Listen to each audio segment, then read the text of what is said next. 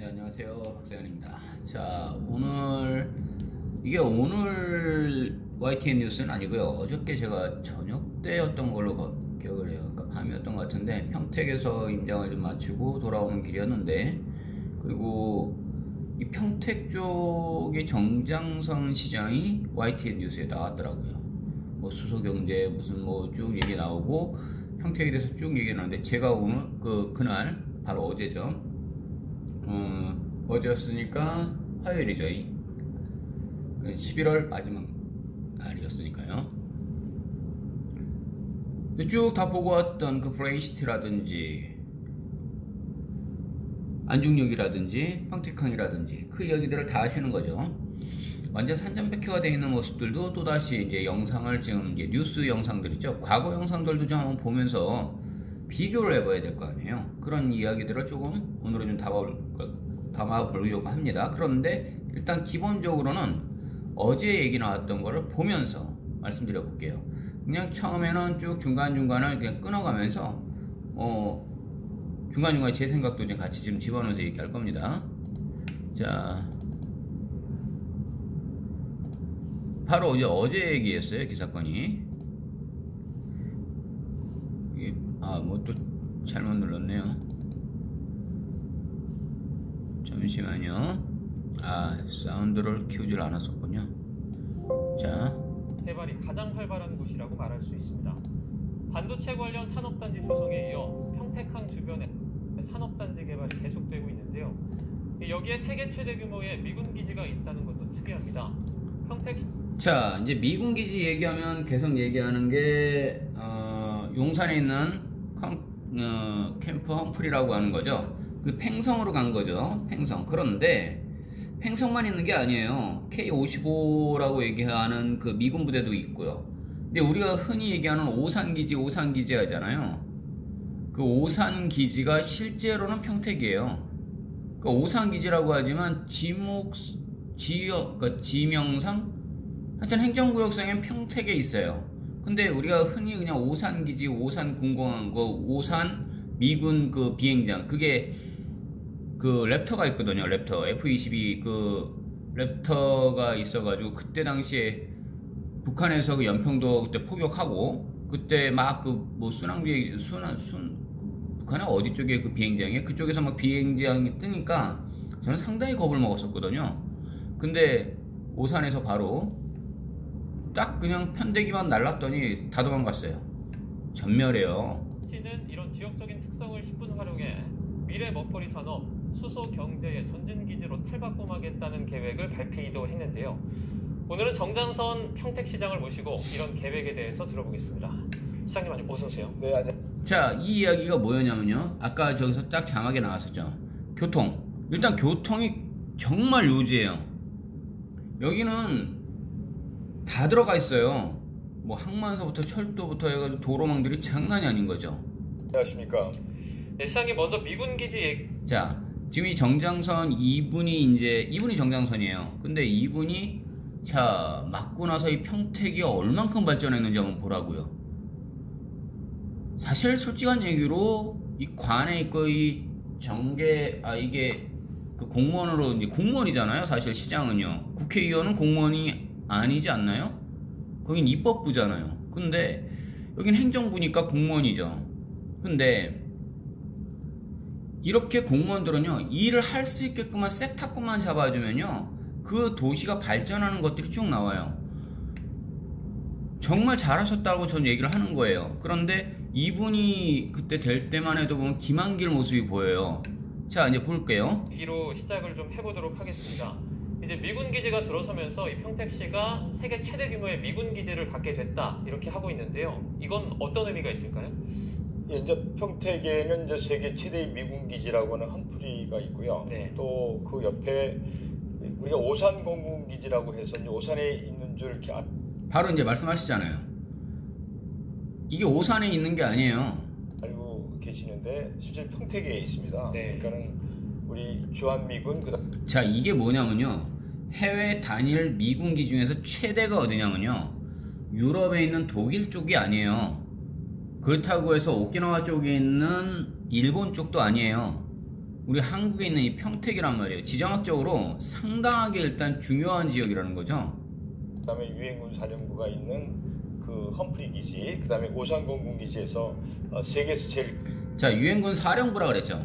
이 팽성 쪽에 있는 캠프 험프리라고 하는 지역은 유엔군 사령부가 있어요. 그 안에는요. 그러니까 미군 부대다라고 생각하시면 그렇게만 볼 수는 없는 거예요. 큰 미군 기지가 평택에 이렇게 있습니다. 네. 안보적으로 굉장히 중요한 의미를 가지고 있습니다. 그러니까 평택은 이런 세계 최대 미군 기지뿐만 아니라 또 공군 작전 사령부, 또 우리 이함대 사령부가 이렇게 있어서 자, 평택 제2함대 사령부를 얘기하는 거예요. 평택 항쪽으로 계속 가다 보면요, 항상 제2함대 사령부, 2함대 사령부 나올 거예요. 좀 우리 입장에서는 수치스러울 수도 있고 치욕일 수도 있고요. 솔직히 천안함 사건은요, 우리가 진 거거든요. 제 개인적인 생각으로도 보면 어뢰 맞았잖아요. 맞아가지고 우리가 깨진 거잖아요, 이건요. 그러면 일단은 한 번 맞았으면 그 다음에 그거에 대한 뭔가가 있어야 되는데, 그런데 그걸 잊으면 돼요? 아니겠죠. 분명히 가장 강력한 화력은요, 우리 한국에 지금 얼마나든지 많아요. 근데 기습을 당한 것 같아요. 이제 육해공군이 전체가 이렇게 한 도시에 포진해 있는 좀 특이한 그런 그 도시 성격을 가지고 있고, 우리나라에서 가장 핵심적인 남보 중심 역할을 이렇게 하고 있는 도시라고 보시면 되겠습니다. 네, 이제 시장님 말씀을 들어보면 이 한미동맹 관계에서도 이 평택시의 역할이 상당히 클 것 같은데 네. 어떻습니까? 예, 지금 거의 모든 미군이 평택에 이렇게 와 있기 때문에 저희는 그렇게 생각을 하고 있습니다. 그러니까 평택을 보고 대한민국을 판단한다. 네. 또 저희들이 미군하고 성대하는 하나하나가 대한민국의 역할을 이렇게 보여줄 수 있기 때문에 미군과의 관계를 굉장히 중시하고 있고, 또 미군도 또 평택시와 또 시민들과의 관계를 굉장히 노력을 많이 이렇게 하고 있어서 어느 면에서 보면 안보적 측면도 중요하지만 외교 현장이라고 저희가 이렇게 생각을 하고 있습니다. 네. 이제 평택시는 반도체 산업단지 조성에도 박차를 가하고 있는데 최근에는 카이스트와 협약을 맺었다고요. 네네. 자, 이 이야기는요, 제가 아무리 가서 막 계속 현장에서, 여기가 바로 어디냐, 브레이스틸 얘기하는 거예요. 그 현 위치를 갖고 막 찍어드리고, 여기입니다, 이 자리에 들어옵니다, 지금 현재 막 지금 터 닦기 다 들어갔고 이거 바로 23년도면 끝납니다 라고 말씀을 드려도 가보면 그냥 완전 흙바닥이니 사람들이 그냥 그렇게 보겠죠. 근데 인천 쪽에 있는 그 검단 신도시 있죠, 김포 쪽 가는 길, 그쪽에서도 제가 그렇게 말씀드렸어요. 여기가 바로 북부 지원이 들어옵니다 라고까지 계속 얘기를 했어요. 서초동 아십니까? 강동구 쪽에도 보면 거기는 문정동 쪽을 강동으로 볼 수 있나요? 송파구 송파하고 강동 거의 붙어 있다 보니까 지금 왔다 갔다 하기도 하는데, 그쪽에도 보면 동부 지원, 아마 박근혜 그분이 거기에 계시는 걸로, 그때 구치선거에 그때 계셨던 걸로 제가 알고 있는데, 뭐 정확치는 않아요. 뭐 그게 중요한 건 아니니까. 여하튼 이 카이스트 연구단지의 유치, 미래 일자리, 당연한, 이것만 들어오는 게 아니에요. 거기에 모두 들어가요. 예, 아주대병원이요. 병상이 어마어마하게 큰 병상이 들어가요. 처음에 300병상, 뭐 800병상, 나중에는 뭐 1000병상 이상 말은 지금 이렇게 나오고 있는 중이에요. 그러면 대한민국에서 세 번째로 큰 거예요. 삼성병원, 아산현대, 아까 저기 그쪽에 있죠, 우리 그 광나루 쪽에서 좀 지나가면 그쪽이요. 근데 여기 병원이 또 들어와요. 평택에는 세계 최대의 그 반도체 삼성 평택 캠퍼스가 있습니다. 네. 저희들이 이제 요새 반도체 전쟁이라고 이렇게 하고 있는데, 이제 소부장이라고 하는 소재 부품 장비 뭐 강조가 많이 되고 있습니다만은, 그보다 더 중요한 것은 고급 인재 육성과 양성인데, 이번에 이제 저희들이 그 카이스트 평택 캠퍼스를 평택 조성하기로 했습니다. 네. 여기서 앞으로 이제 고급 그 반도체 인력을 양성하는 그런 앞으로 핵심 역할을 하게 될 것으로 생각하고 있고, 한 24년도에 개교를 지금 목표로 해서 추진하고 있습니다. 자, 얘기 나왔죠. 몇 년도라고요? 23년도면 끝나는 마당이에요, 지금요. 그러니까 제가 이게 사람들만 얘기를 해요. 아, 이게 지금 언제, 올해, 그냥 그 자리에서 막 돌려보내고 싶은 생각이 막 목구멍까지 올라와요. 솔직한 얘기로 저는 굉장히 감정적으로 얘기를 많이 하거든요. 저는 사람들이 계속 얘기를 해요. 저는 진짜 영업하는 스타일은 전혀 아니에요. 있는 그대로 보여드리고 있는 것들 팩트적인 사실을 그 자리에서 설명해드려요. 선택은 그걸 사고 안 사고는 본인들이 할 수 있어요. 저는요 부동산에 있는 그 업자들 대부분 보면 가만히 서서 보면서 아우 사모님 뭐 이거 이런 성향이 못 돼요. 그래서 저하고 계속 임장들을 많이 같이 다녀보시고 정확하게 좀 결정을 할 수 있게끔 그걸 도와드립니다라고 계속 말씀드리는 겁니다. 네. 이제 최근에 미래 먹거리 산업이나 또 수소 경제에 주력하는 지자체가 늘고 있다고 하는데요. 이제 평택시도 평택항 일원을 이 수소 관련도요. 수소도시라고 얘기했더니만 강동구 명일동하고 그 암사 거기 선사마을 쪽 가는 쪽하고요. 고덕동 그쪽에 가보면요. 프랜카드가 장난 아니게 붙어있어요.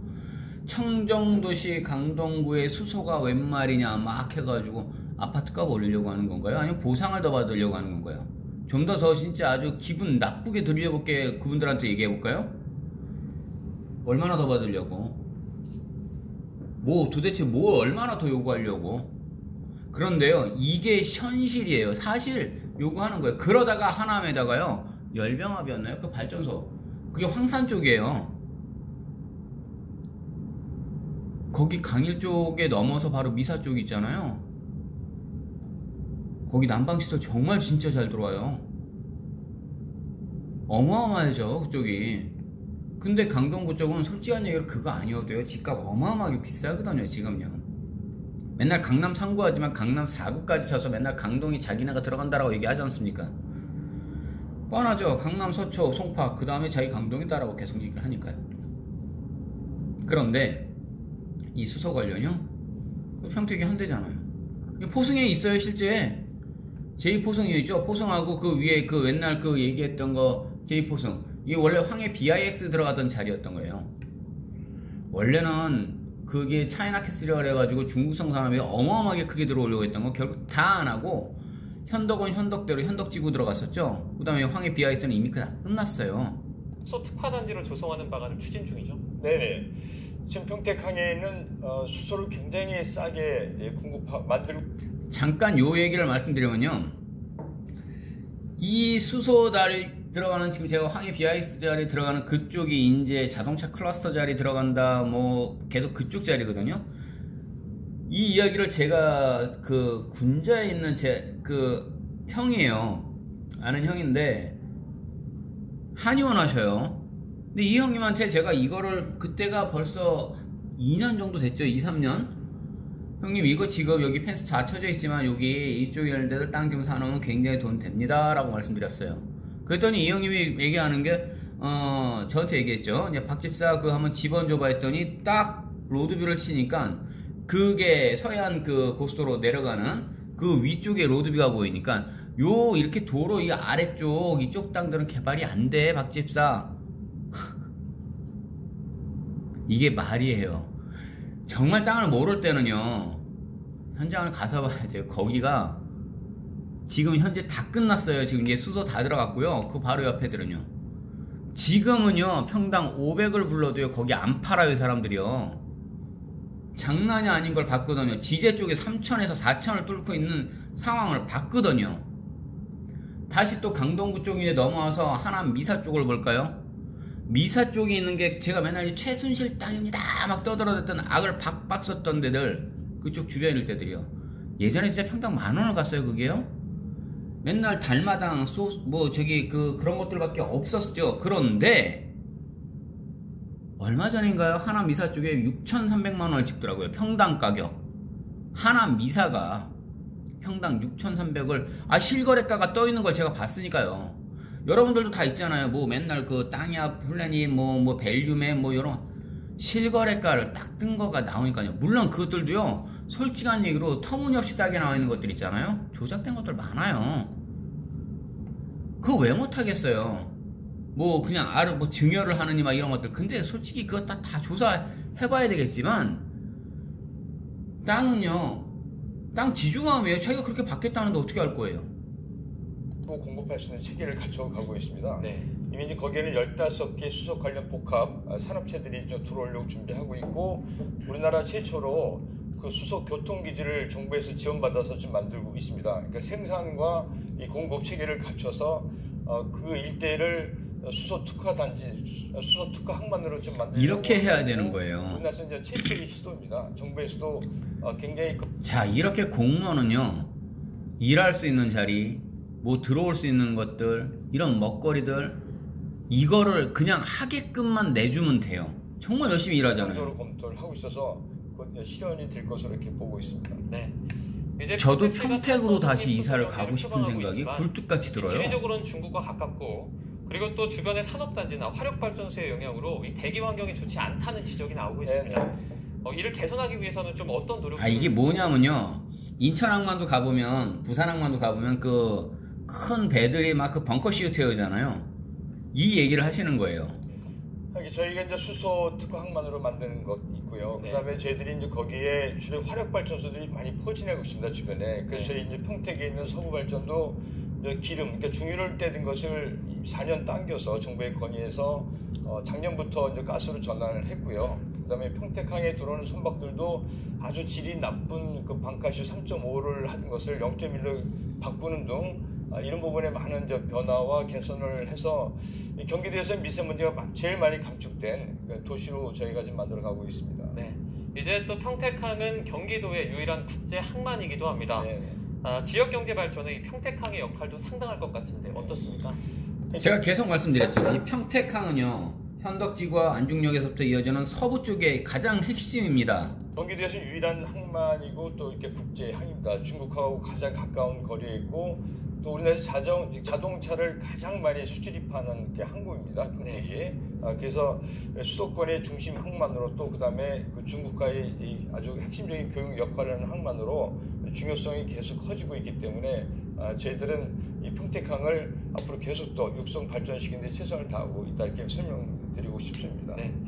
또 눈길이 가는 게요. 이제 지난 4월에 국토교통부가 제4차 국가철도망 구축 계획을 발표를 했습니다. 네. 자, 이게 일단 안중역하고 지제역하고도 연결하는 거. 그런 교통의 인프라를 갖추게 되지 않습니까? 사실은요, 평택 지제역까지 해서 수서까지가 18분이에요. 네. 평택항이 서울 가는 교통편이 굉장히 안 좋았었는데 그 평택항 뒤 안중역에서 서울역까지 30분에 주파하는 이제 KTX가 결정이 됐고요. 네. 그다음에 이제 평택에서 강릉까지 80분에 갈 수 있는 고속전철 계획이 이제 확정돼서 발표가 됐습니다.